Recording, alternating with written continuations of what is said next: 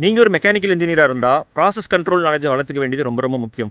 Process கண்ட்ரோல்க்கு ஒரு சின்ன example சொல்லணும்னா, ஒரு ஃபவுண்டரியில நம்ம ஒரு கேஸ்டிங்ஸ் ப்ரொடியூஸ் பண்றோம்னு வைங்க.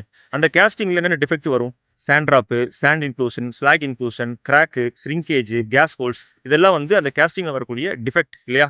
ஒரு ப்ராசஸ நாம சரியா செய்யல அப்டின்னா, அதுல ஏதோ சம்திங் சம்வாட் ஒரு மெத்தட்ஸ் அண்ட் கிரைட்டீரியாவ நம்ம மிஸ் பண்ணிட்டோம் அப்டின்னா, அது வந்து டிஃபெக்ட்டா அந்த ப்ராடக்ட்ல ரிஃப்ளெக்ட் ஆகும் இல்லையா? நம்ம ஹியூமன் பாடியில நம்ம சரியா சாப்பிடல, ப்ராப்பரான விட்டமின் நமக்கு கிடைக்கல அப்டின்னா, அது எப்படி டிசீஸா ரிஃப்ளெக்ட் ஆகுதோ, அதே மாரி ஒரு ப்ராடக்ட்ட நம்ம உற்பத்தி பண்ணும்போது, அந்த ப்ராடக்ட்டுக்கான ப்ராசஸ்ல நம்ம ஏதாவது செய்ய வேண்டிய விஷயங்கள செய்யாம விட்டுட்டோம் அப்டின்னா, அது டிஃபெக்ட்டா கன்வெர்ட் ஆகும். இந்த ப்ராசஸ் கண்ட்ரோல் நாலேட்ஜ் ஒரு மெக்கானிக்கல் இன்ஜினியருக்கு இருக்க வேண்டியது ரொம்ப ரொம்ப அவசியம்.